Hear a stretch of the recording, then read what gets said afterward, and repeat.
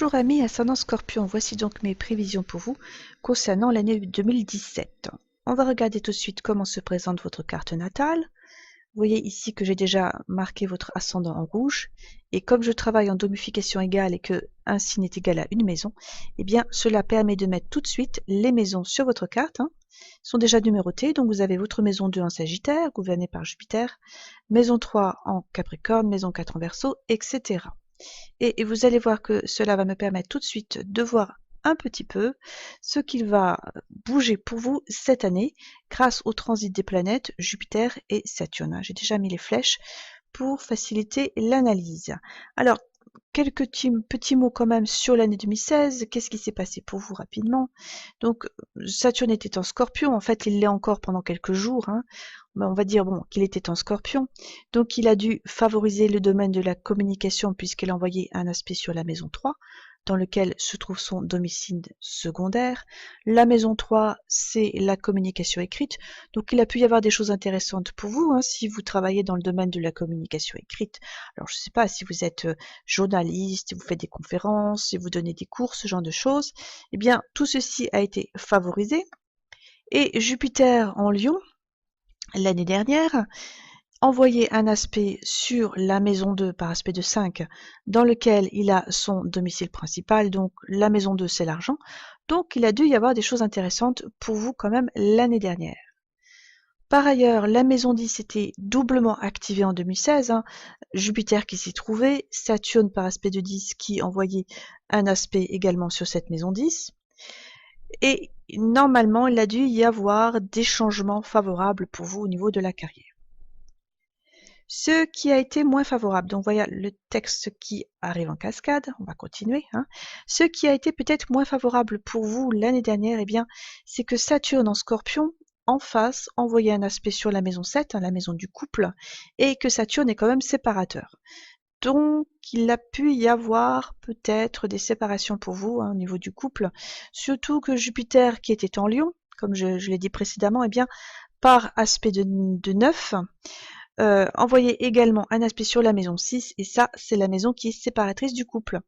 Donc, il est possible qu'il y ait eu un petit peu des difficultés au niveau des relations amoureuses, enfin des relations quand même de durée, pour vous l'année dernière. Depuis août 2016, donc depuis cet été, Jupiter est donc rentré dans le signe de la Vierge, donc ici, et il vient soutenir vos projets et vos enfants. Oui, pourquoi? Parce que la maison 11, donc la maison de la Vierge, c'est vos projets. La maison en face, donc ça c'est la flèche en jaune que j'ai mise ici. La maison en face, c'est la maison 5, la maison des enfants. Et vous voyez que elle est en Poisson, donc c'est le domicile de Jupiter. Donc Jupiter va favoriser bien sûr le domicile des Poissons et la maison des enfants, la maison des loisirs, la maison des relations amoureuses sans durée. Donc tout ça, ça va être favorisé pour vous cette année. Alors quand je dis la relation amoureuse sans durée, c'est en fait les relations amoureuses qui viennent de commencer. Donc c'est pas encore solide, ça démarre, ça a moins de 2 ans, et bon. Donc, cette maison-là est quand même relativement bien aspectée pour vous cette année. La maison financière, donc la maison 2, devrait être encore favorisée pour vous cette année, surtout entre février et juin. Vous voyez, donc c'est quand même assez précis, puisque Jupiter, à ce moment-là, va rétrograder. Donc, c'est-à-dire que il va être en Vierge encore, mais le fait qu'il est rétrograde, eh bien, ça va faire en Védique comme s'il se trouvait dans le signe d'avant, donc comme s'il se trouvait dans la maison d'avant, et il va de nouveau donc envoyer par aspect de 5 un aspect sur la maison 2 financière dans laquelle il a son domicile. Donc en fait, cette période-là est vraiment très intéressante puisque il pourrait y avoir vraiment des choses financières vraiment importantes pour vous. Saturne sera de toute façon lui encore en maison 2, donc la maison 2 doublement activée. Normalement, il devrait y avoir des choses financières pour vous intéressantes cette année, surtout quand Jupiter va aussi aspecter cette maison-là. Et alors la maison 2, c'est aussi les personnes qui sont ajoutées par le mariage. Donc c'est vrai que, eh bien, lors de cette période-là, il pourrait y avoir également mariage. Voilà. Ensuite, on va revenir sur la maison 11, donc dans laquelle se trouve Jupiter, qui est aussi, cette maison est aussi activée par Saturne, un petit peu difficile avec tous les aspects qu'il faut avoir en tête. Disons que Saturne aspecte la maison 11 par aspect de 10, donc c'est la flèche ici en bleu, et donc c'est bon également si vous avez des projets cette année, et il pourrait donc y avoir des rentrées financières, parce qu'il faut garder aussi à l'esprit ce que j'ai dit avant. Donc, si vous avez des projets à mettre en place, eh bien, ces projets-là pourraient vraiment avoir des rentrées financières et pourraient bien marcher. Donc, si vous voulez vous lancer dans quelque chose, je dirais quand même que c'est une année qui pourrait être très intéressante pour vous. Le domaine des amis est aussi favorisé, bien sûr, puisque tout ça, c'est la maison 11. Et puis, autre signification de la maison 11, c'est la maison du salaire. Donc, pour les personnes qui sont en recherche d'emploi, cette année 2017 est également bonne du point de vue de l'emploi. Donc, si vous êtes en recherche d'emploi, eh bien, Jupiter en Vierge et puis Saturne ici en maison 2 va permettre une double activation de la maison 11. Donc, on va dire que vraiment toute l'année est excellente pour vous pour trouver vraiment un emploi. Il va falloir regarder un petit peu les rétrogradations de Mercure, Mercure qui gouverne la maison donc du salaire, et c'est avec ces rétrogradations de Mercure que vous pourrez éventuellement savoir un petit peu quand est-ce que ça va se décanter tout ça. Mais encore une fois, c'est pour les personnes qui sont en recherche d'emploi. Saturne en Sagittaire, on va en parler un petit peu quand même, va également aller aspecter la maison 4, alors cette fois par aspect de 3, donc c'est cette flèche-là qu'il faut regarder. Et ça tombe bien, puisque la maison 4 en Verseau, c'est le domicile principal de Saturne, qui va donc aller favoriser sa maison. La maison de l'immobilier, si vous voulez. Donc c'est bon pour les projets immobiliers, si vous avez envie d'acheter quelque chose, surtout entre janvier et juillet, puis entre octobre et décembre, puisque ce sera vraiment les deux périodes où Saturne va vraiment être en Sagittaire. Il y aura une période où il va rétrograder, il va revenir en Scorpion. Donc là, ce sera moins bon pour acheter. Par contre, ce sera bon pour déménager, on verra après. Mais gardez en tête que si vous avez envie d'acheter un bien immobilier, eh bien, ce serait vraiment très très bien dans ces eaux-là. Donc, c'est quand même un créneau assez large en janvier, juillet, puis octobre et décembre. Et donc voilà ce que je disais, la meilleure période pour déménager, eh bien ce sera celle entre avril et août, puisque Saturne aspectera la maison du déménagement, puisque là il va rétrograder en Scorpion et on verra un aspect sur la maison 3 qui est la maison du déménagement. Donc gardez en tête ascendant Scorpion pour tout ce qui est immobilier déménagement, pour vous c'est bon cette année. On va aller regarder ensuite, voilà la carte qui apparaît, les rétrogradations de Mercure. Bon, il y en a eu une là entre la fin décembre et puis le début janvier, qui avait lieu dans le signe du Sagittaire, donc ici dans la maison 2. Donc ça c'était bien pour les déplacements en rapport avec la famille et les amis, c'était bien éventuellement aussi pour les finances, mais il a pu y avoir des retards dans les déplacements et des pertes d'objets ou des pannes de toutes sortes, puisque Mercure gouverne également la maison 8, qui est quand même une maison de destruction. Donc ce Mercure, il est quand même relativement bon, il gouverne une maison, on va dire neutre, mais il faut quand même tenir compte du fait qu'il gouverne aussi la maison ici 8, qui peut être un petit peu plus embêtante. Donc c'est vrai que vous, pour les rétrogradations de Mercure, c'est vrai que c'est bon pour le travail. Par contre, c'est moins bon quand il s'agit de perdre des papiers, d'avoir des rendez-vous annulés, des problèmes de voiture, enfin des petits ennuis. Et ça peut être vrai vraiment entre fin décembre et début janvier. Donc bon, si c'est passé, eh bien vous voyez pourquoi est-ce que c'est arrivé. C'est à cause de Mercure rétrograde. Au mois d'avril, alors je vais vous donner les dates quand même, que j'ai notées, c'est-à-dire entre le 10 avril et le 3 mai. Donc on aura une deuxième rétrogradation de Mercure qui se fera vraiment dans le signe du Bélier entre 11 et 1 degré exactement. Et puis on aura Vénus, elle, qui va rétrograder en Poisson, donc entre le 5 mars et le 15 avril. Elle va rétrograder entre 20 et 3 entre 3 degrés et 20 degrés du Poisson exactement. Donc on aura une double rétrogradation ici, et c'est à ça que je voulais en venir. Et ça peut être très intéressant, puisque quand on a deux planètes qui rétrogradent au même moment, donc ce sera vraiment le mois d'avril, il se passe normalement des événements. Donc on va regarder tout ça. Donc on aura Mercure qui va transiter le signe du Bélier, et là c'est votre maison 6, donc c'est ce que je disais précédemment, pour les personnes qui sont en recherche d'emploi.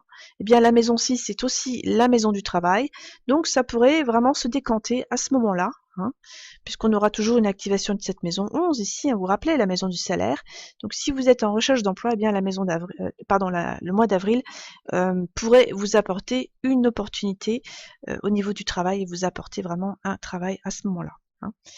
Si vous n'êtes pas en recherche d'emploi, eh bien, il pourrait y avoir tout simplement des changements, hein, peut-être des nouveaux projets qui seront à mettre en place, bon, des choses peut-être un petit peu plus difficiles, hein, faut voir, puisqu'on a toujours les significations de la maison 11, les projets, et de la maison 8, les bouleversements, pardon, qui sont à garder en tête et qui auront lieu donc bien sûr dans le cadre de ce travail. Donc, on va revenir sur Vénus. Alors, elle sera exaltée dans le signe du Poisson, donc ça, elle sera très très forte, hein, puisqu'une planète exaltée, c'est en fait là où elle est la plus forte, elle est la plus puissante. Et donc, dans la maison 5, donc ça c'est bon pour les rencontres amoureuses. Donc, si vous êtes plutôt en recherche sentimentale, eh bien là, il pourrait y avoir une rencontre pour vous, hein, une rencontre très très intéressante ou très forte. Donc gardez en tête que ce mois d'avril pourrait être vraiment intéressant. Alors bon, pour les personnes qui ne sont pas en recherche amoureuse et qui ont des enfants, cette Vénus va favoriser les enfants en général, donc le domaine des enfants en général. Donc ça peut être bien pour par exemple votre aîné, hein, qui peut avoir un mois plutôt agréable. Si vous n'avez pas d'enfants, eh bien cette Vénus en 5 va favoriser plutôt les divertissements et les loisirs. Donc vous pourriez avoir envie plus de vous amuser à cette époque-là. Bon, c'est ce que vous gardez un petit peu en tête, hein, il n'y a rien d'autre à dire vraiment, puisque la maison 5 quand même a peu de sens, enfin quand je dis peu de sens, ça veut dire elle a relativement peu de signification, hein, c'est l'amour, donc les relations amoureuses au sens un petit peu amusement ou de courte durée si vous voulez, hein, quand on rencontre quelqu'un, les enfants, et puis vraiment tout ce qui est divertissement. Un autre sens qui peut être intéressant pour vous, si vous voulez, c'est peut-être aussi la maison de la spiritualité, donc les pratiques spirituelles qui peuvent être également avantagées dans ce mois d'avril. Au mois de juin, donc on a Jupiter en fait qui va rétrograder quand même pendant un certain temps, hein, donc en fait, il va rétrograder entre février et juin, donc ça fait quand même pas mal de temps. Et ces rétrogradations va être vraiment sur certains degrés, hein. Il va rester, alors toujours en sidéral, entre 20 degrés et 29 degrés de la Vierge, donc c'est quand même relativement serré comme orbe, si vous voulez, hein. Et si vous avez une planète qui se situe sur ces degrés, donc entre 20 et 29 degrés de la Vierge, eh bien donc Jupiter va aller se balader sur ces planètes, ou cette planète si vous n'en avez qu'une. Donc, je vous ai déjà mis des événements possibles. Et encore une fois, c'est vraiment si vous avez une planète sur ces degrés-là, hein, donc vous regarderez. Si vous ne savez pas, eh bien, j'ai mis un petit formulaire sur mon site. Ça vous permet d'obtenir votre carte sidérale sans aucune obligation de votre part, hein. C'est quelque chose que j'offre gracieusement à ceux qui sont intéressés par le sidéral. Et donc, vous regarderez eh bien si vous avez une planète sur ces degrés-là, hein, avec les significations, les événements qui peuvent intervenir. On va continuer ensuite sur la troisième rétrogradation de Mercure qui a lieu en août. Du 14 août au 5 septembre, Mercure sera entre 18 degrés du Lion et 5 degrés du Lion. Donc en fait, Mercure sera dans la maison 10, la maison de la carrière. Et bien sûr, cela pourra donner du mouvement dans votre carrière. Vous pourriez avoir des nouvelles importantes. À cette époque, c'est pareil, si vous êtes en recherche d'emploi, c'est encore une bonne période. Le mois d'août, le mois des vacances, mais enfin n'empêche que Mercure va quand même intervenir dans la maison de la carrière. Donc vous pourriez quand même être en relation avec des employeurs à cette époque-là, encore une fois, si vous cherchez du travail. Et si vous n'en cherchez pas, eh bien, il y aura peut-être des nouvelles intéressantes au niveau de l'employeur. En décembre, Mercure eh bien, rétrogradera dans le Scorpion et le Sagittaire et pourra donner des nouvelles idées de projets ou bien favoriser les amitiés. Il n'y a rien de trop de spécial à dire sur la dernière rétrogradation de Mercure, hein. Par contre, ce qui est beaucoup plus intéressant, c'est que Saturne lui aussi va rétrograder, il va même faire du surplace, comme je l'ai marqué ici, vraiment tout à la fin du Scorpion sidéral, entre 27 et 29 degrés du Scorpion. Donc c'est vraiment très très très serré, hein. Et ça, ce sera vraiment entre juillet et septembre. Donc si vous avez une planète qui se situe dans ces degrés-là, eh bien il devrait y avoir quelque chose d'important pour vous cette année. Donc comme je n'ai pas votre thème évidemment, hein, donc je vous ai mis les événements qui pourraient arriver. Pareil, hein, si vous ne connaissez pas votre carte sidérale, eh bien, envoyez-moi un petit mail et je vous l'envoie gracieusement. Comme ça, vous pourrez vérifier si vous êtes dans ces cas de figure suivants. Hein. Voilà, donc c'était tout en fait pour les ascendants scorpions. Donc personne célèbre ascendant scorpion, bah, il y a Brad Pitt, hein, il y a Paris Hilton, il y a également Jennifer Lawrence et une dernière personne, c'est Angela Merkel. Je crois normalement que pour ces personnes-là, effectivement, au niveau de la carrière sur 2016, ça a plutôt été bien, mais qu'il y a pu y avoir, bah, surtout pour Brad Pitt, hein, des événements concernant le sentimental qui n'ont pas vraiment été favorables. Voilà. Eh bien, vous pouvez me tenir au courant si vous le souhaitez tout au long de l'année pour me dire effectivement bah, si ces prévisions se sont révélées justes. Et je vous répondrai vraiment toujours avec plaisir. Voilà, à bientôt, au revoir.